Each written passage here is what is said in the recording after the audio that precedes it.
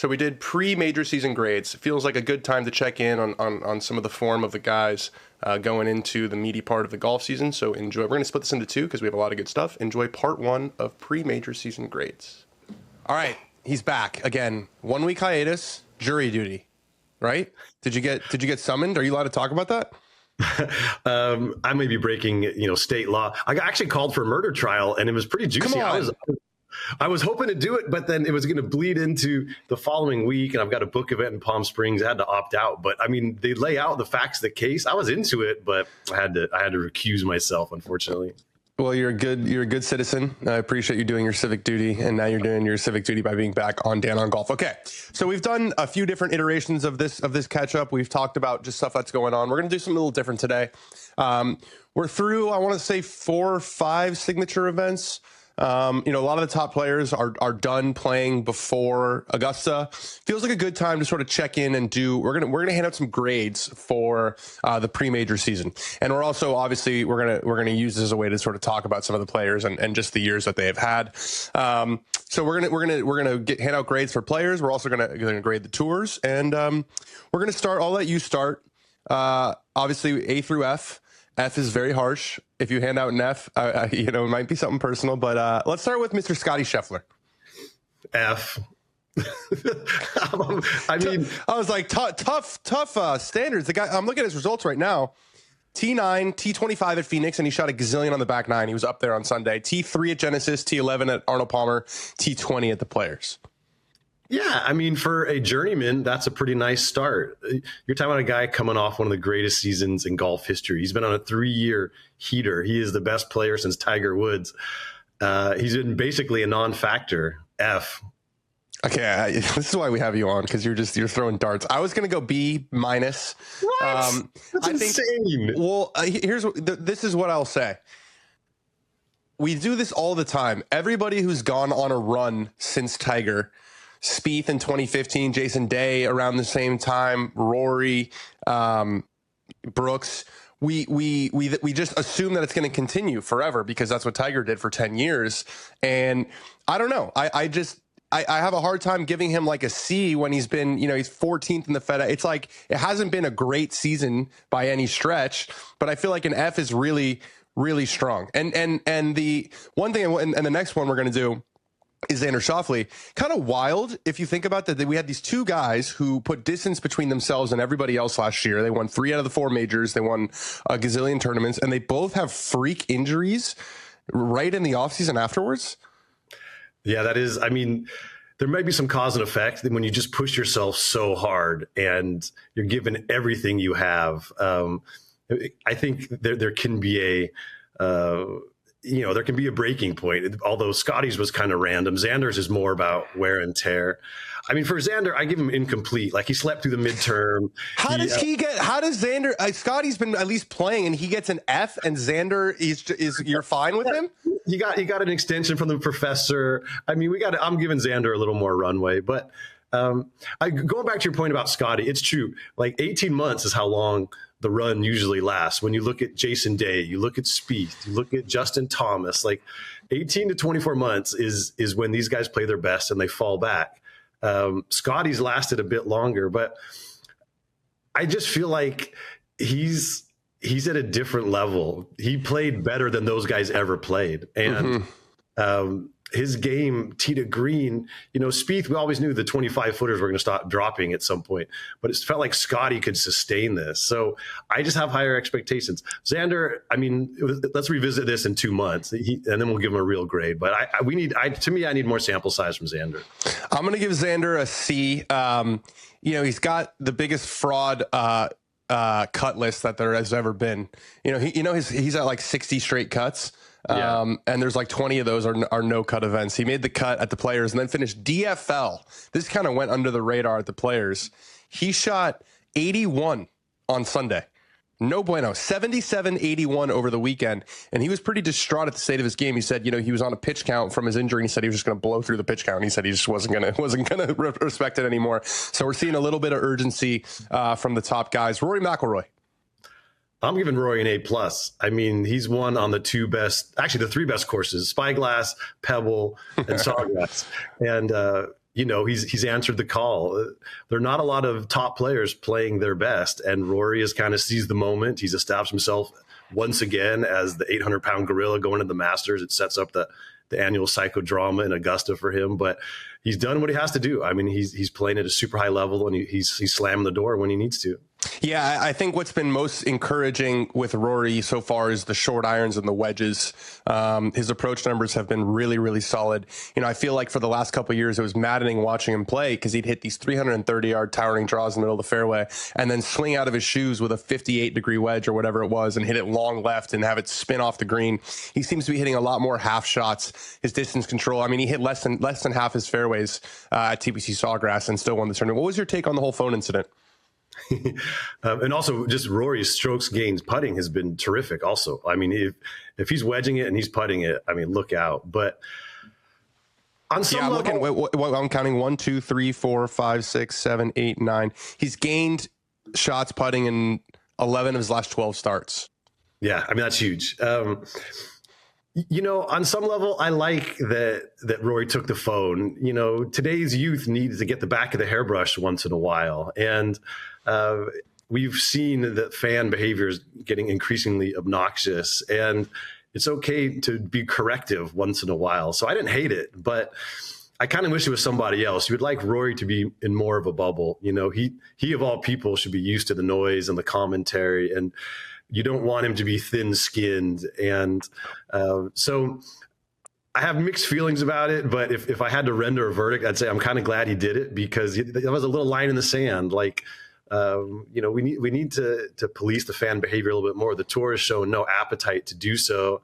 The caddies will sometimes get involved, but I think if the players kind of wade into this battle a little more often, things are going to change a lot. Yeah, like if there's a chance that you get called out, you're probably less likely to be a dick on the golf course. I will say I witnessed on Sunday at the Genesis at Torrey, he missed a putt and someone yelled, blame it on the caddy, and he just turned to the guy and said, shut the fuck up. So there's definitely some angst that's going on there. Speaking of angst, curious your take, give him a grade, and then as a scribe, as an old school guy who's been on the beat for a while, your take on Collin Morikawa's play. Data Golf has him as the number 3 player in the world behind only Scottie and Rory, and then the I don't owe anyone anything comments. Well, I'm giving Morikawa a D+.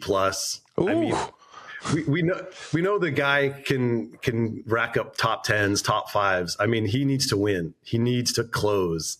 And it's just, there's a troubling pattern of coughing up these big leads. And maybe it's unfair, but I'm not impressed. Just like with Scottie, I mean, we know that the standard of their golf is so high.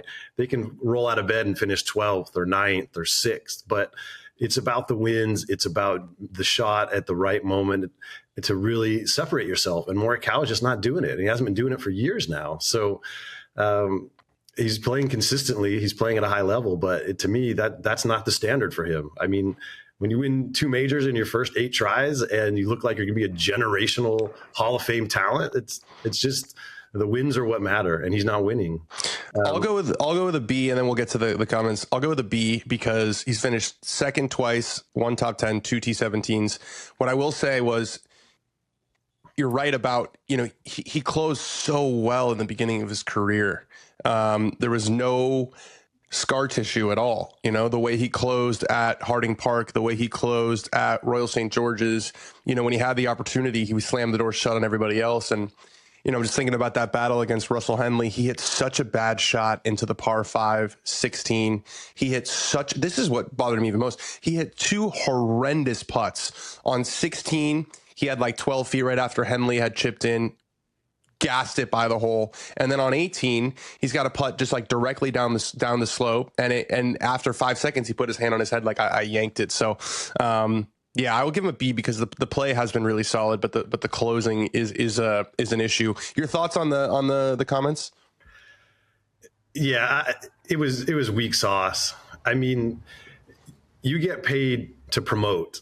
You play the game because you love it, and your job as a professional athlete, it's an entertainment product, and it's all about the fans.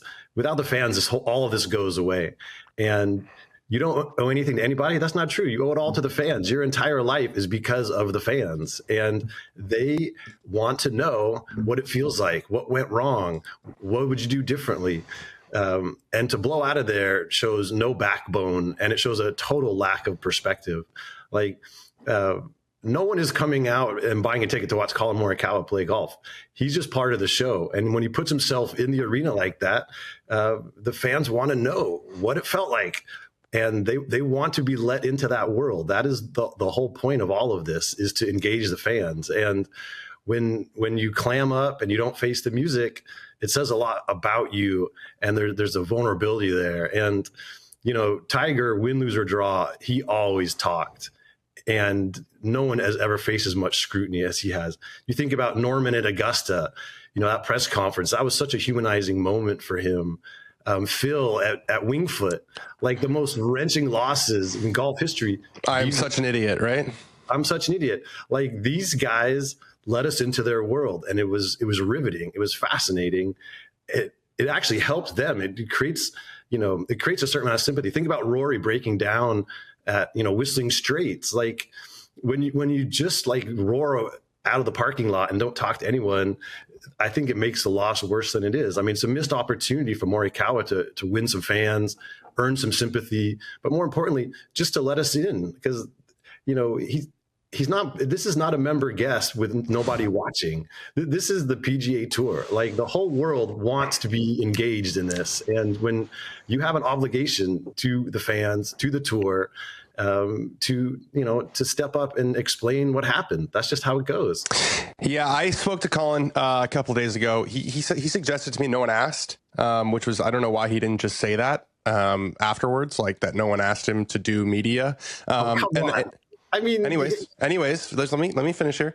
Like, he said, no one asked, and I think it would have gone away if he had said, you know, man, I was just in a really horrible spot, and I was really upset, and I wanted to get out of there, and I'm sorry, and it won't happen again. I think it was the doubling down, the tripling down, really. So he made those comments, and then Rocco Media said basically what you said, like, that's bullshit. And he was like, I don't regret anything I said. But yeah, I mean, we want guys to stand up there. I remember Akshay lost last year. You don't have to be in a good mood. You know what I mean? You don't have to be like super gracious. Akshay stood up there and was like, it sucked. Like, I lost. It's terrible. I don't know what you want me to say. So, but anyways. These guys don't know how good they have it. Like, try being a New York Yankee and striking out in the bottom of the ninth, the base is loaded, and you have 100 guys crowding your locker room. I mean, the golf press is so gentle and so mild, and there's only about 6 of them. I mean, come on. Like, it's part of being a professional. It's part of the job. The media, the fans, that just comes with the territory. And you can't take the money, the glory, the fame, all the slaps on the back when things are going well, and then just tuck tail when they don't go your way. It's just weak. I'm going to skip Justin Thomas. I don't really have that much to add. We're going to go next to Jordan Spieth. I'm going to go with a C+. There were 2 good starts that kind of teased us, but I'm looking at the other ones and they're not so good. T69 at Pebble out of, 80 people? No cut. Missed the cut at the Genesis. 59th at the Players Championship. I'm wondering if we just got to bury our hopes. You know, he still is making a lot of birdies, but it's so inconsistent. His putting has been very poor so far this year. So is his approach play. His off the tee has actually been very good, which, you know, historically you don't think of him that way. Are we done? Do we need to sort of bury the memory of 2015 to 2017? So I gave him a B- again, coming off surgery. He's still rounding into form, but it is poignant. I hadn't really thought about it until recently. This is the 10-year anniversary. 10 years, a long time.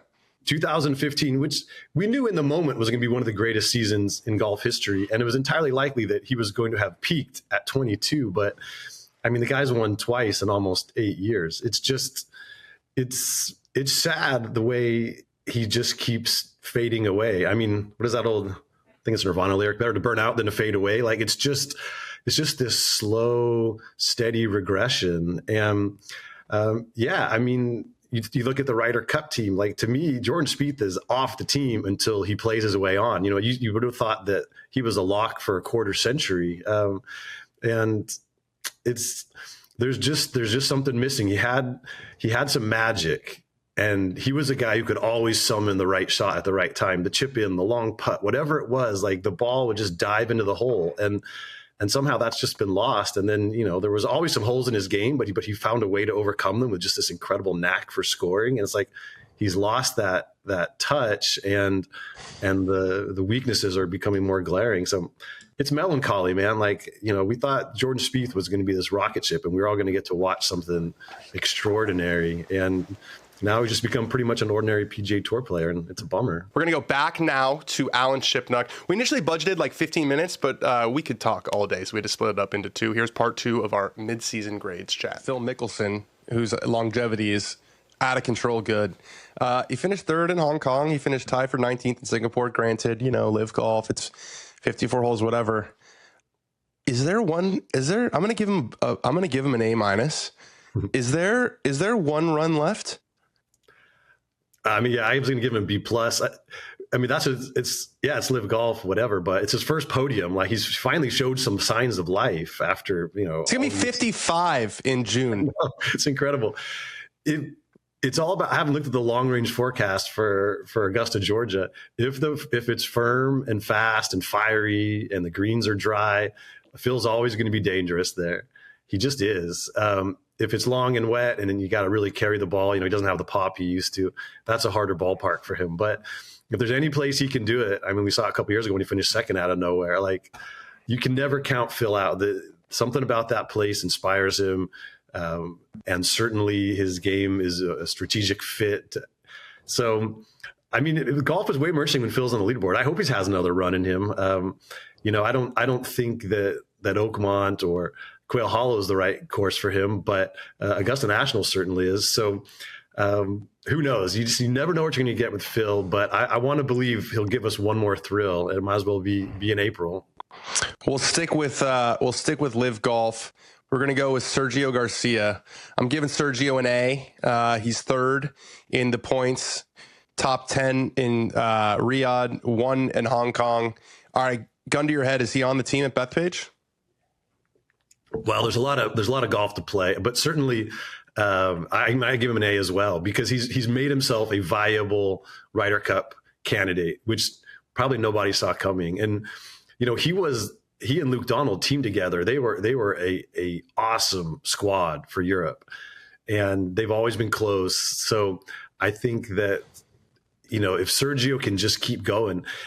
The majors are always important for the LIV guys. It's their chance to earn credibility, but it especially looms large in the context of the Ryder Cup, because we know that Luke last time around and Zach Johnson, they didn't give LIV results any credibility whatsoever. It was only because of the majors that the Brooks got chosen. And so I think Sergio's in the same situation. He has to prove it.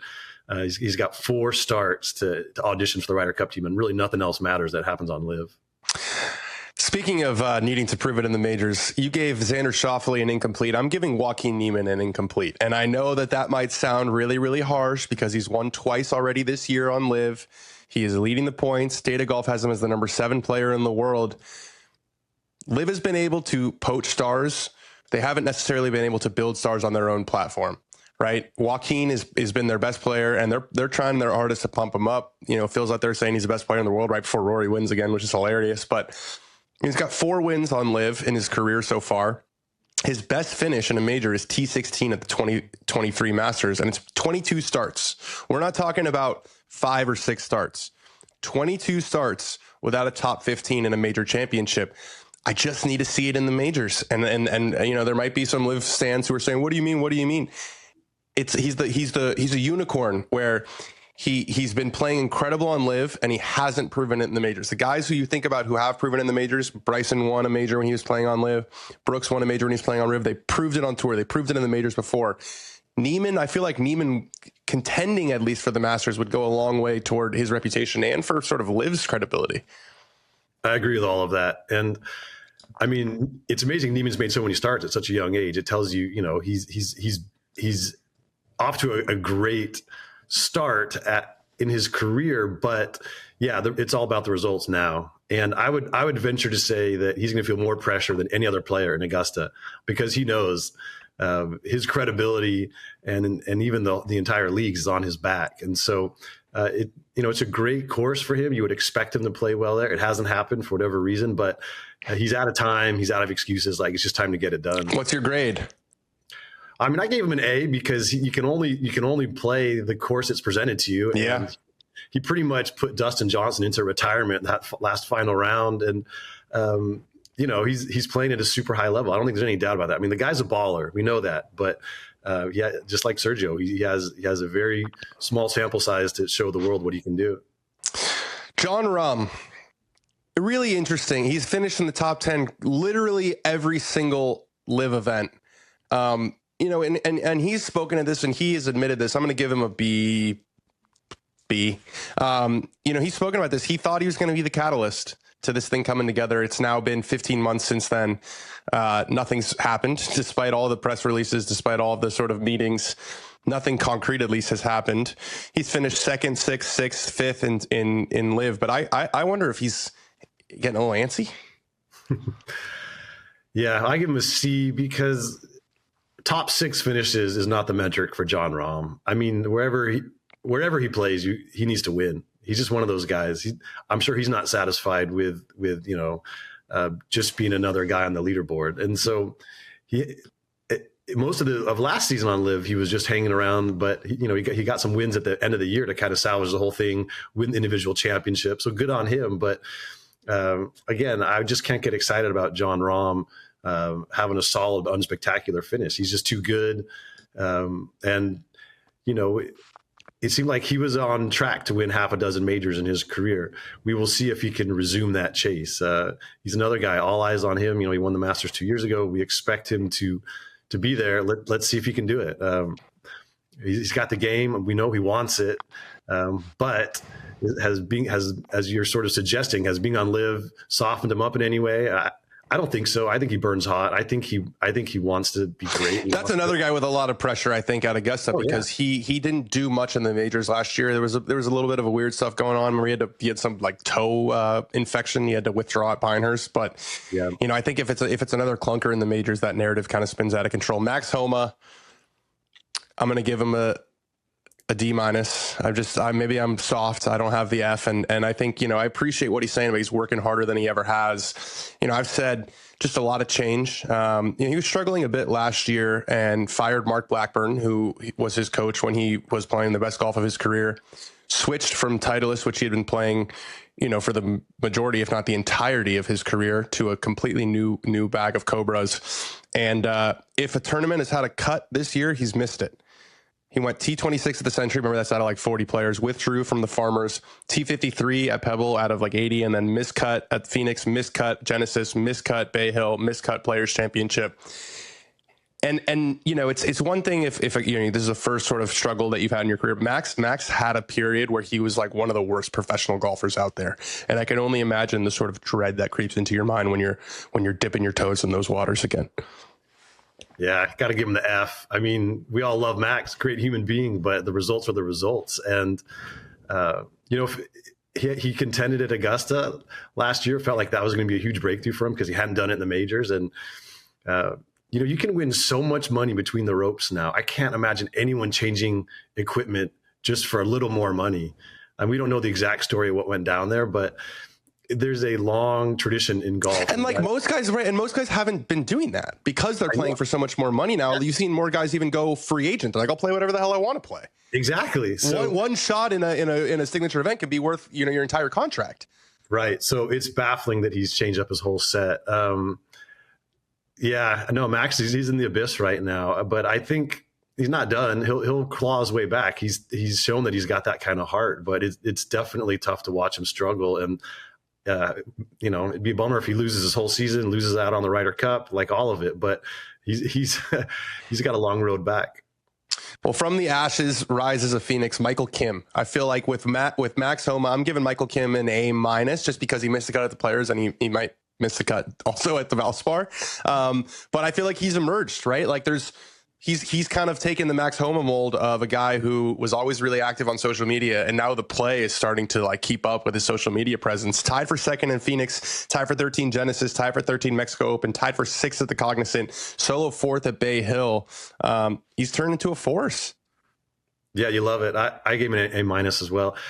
Obviously, the next step for him is to finish off one of these tournaments, but he's ascendant and he's thoroughly likable character. It's like we're talking about with Morikawa. Michael Kim has become a star partially because he lets people into his world. Like, you care about him, you feel like invested in what he's doing because of his openness, because of his honesty. And so he's super likable and easy to root for. And yeah, he's brought it. Now he's just got to get another win. But it's been fun to watch him compete at such a high level and to let us know what it feels like and how he's done it. LIV Golf.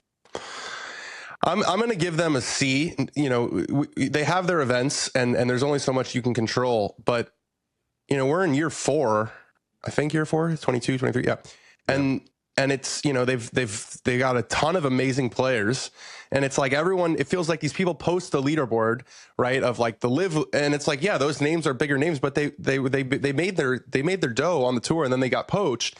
And it's, I just don't think that their bet that people are going to watch because of the players that we have doesn't seem to be paying off.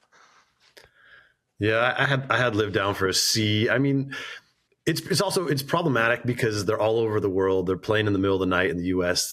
for, you know, the first third of their schedule, and so it's hard to feel connected to these events because it's just happening while we're sleeping. But they're a big deal when they go to Australia, when they go to Hong Kong. Like, locally, they've found a way to engage the market, to create headlines, to create fan interest.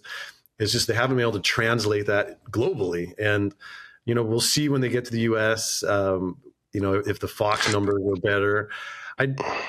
My problem with LIV remains that it just hasn't innovated in 4 years. They're just doing the same thing. And the guys who run the league have always wanted to go all in on the team, make the entire $25 million tied to the team, essentially do away with individual leaderboard and go fully into the team. Well, the best event they do is the year-end one where you get the match play, and like that's what's different. By far the best. It's a great tournament.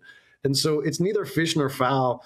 And, you know, they've been talking about for a long time now, each team has its own venue. It's their own golf course. They set it up how they want. You know, Bryson's will be 9,000 yards and Lee Westwood will be 6,000. This hasn't happened yet. They haven't, like, they've talked about all these things. It would be really cool if each team had a home field advantage and they had a huge build out. Like, that would be awesome. It would give it an identity, but they just haven't done it. Like, all these big plans have just not materialized. And, you know, we already talked this year, you know, if Tom McRibbon is your biggest signee, like, his name's Tom McKibben, so that tells everything that you didn't even get his name right. My bad.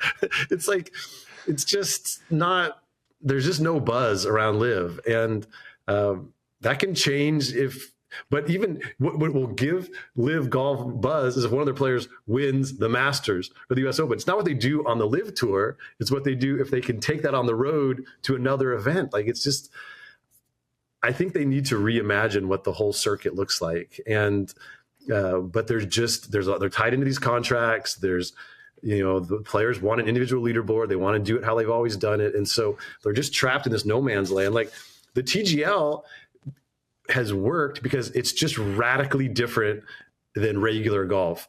LIV is not quite regular golf, but it's not radical enough. And so I don't know what the answer is. I mean, they'd have to sign 5 of the top 6 players in the world. It's going to cost $1 billion. You know, maybe we'd start tuning in at that point. You know, they probably need more tournaments in the U.S., but the U.S. market has been apathetic. Like, I just don't know what the way forward is. They can keep doing what they're doing, and they'll always make some noise. And more golf is better than less golf. But I don't know how LIV transcends this current sort of blasé period. Yeah, well, that moves us into the PGA Tour. I'm giving them an A-. You know, I think that they have backfilled, like, since LIV started, you know, Ludwig, Luke Clanton, you know, the tour has proven that they have a pipeline where people can become relevant names, you know, on their platform. And, you know, Andy Whites, who has been on the show before, is the new chief marketing officer. He's really good.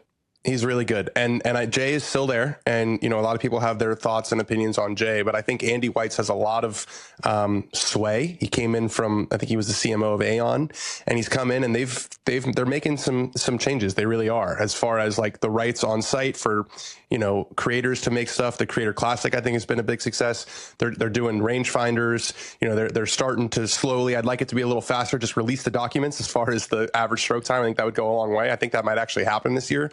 So I think the tour's done a good job, and I think there's some new voices in the room that have some sway. Yeah, I gave the tour a B. I mean, there's more energy around what the tour is doing. There's certainly this whole generation of top players needs to step it up a little bit. Your JTs, your Spieths, your Morikawas, maybe they will. You know, they're making the right noises about pace of play and other things. But what the tour is really benefiting from is the TGL energy. Yeah, and TGL is a new thing too. That's, you know, that's part of the tour. And from full swing, like it's sort of, I think that the tour product's fine. It's kind of what it has been, but there's just more energy around the players and what they're doing from these ancillary things that turn out to be pretty powerful. And yeah, the embrace of the creator class, you know, LIV had kind of co-opted that space for a while, but now the tour's come in heavy. And so I don't think the tour has changed that much, but I think the energy around it has, and that's a big deal. And if they can keep capitalizing it, you know, they spent $1 billion of the SSG money just to thank guys for staying. I'd like to see how they're going to actually improve the product. You know, that's the next step, because the elevated events have been great. The knock-on effect where a lot of other tournaments don't have any top players, that's problematic. So they need to find a way to, you know, kind of close that gap between the A-list tournaments and the B-list tournaments. I'd like to see what that looks like. I'll be curious how the Tour Championship is reinvented. Mm-hmm. There are some opportunities there to really improve the tour. They haven't quite done it yet. Let's see where they go from here. But I do feel like the tour was on its heels for a couple of years there in this existential battle with LIV, and now there's a little more swagger and there's a little more confidence, and they seem like they're ready to do some impactful things, but they still have to do them. Like, the talk is great, but now let's see the results. Totally. Well, that was a lot of fun. I'm sure we'll do something similar probably throughout the major season. And thanks for joining us, Alan. Yeah, always happy to do it.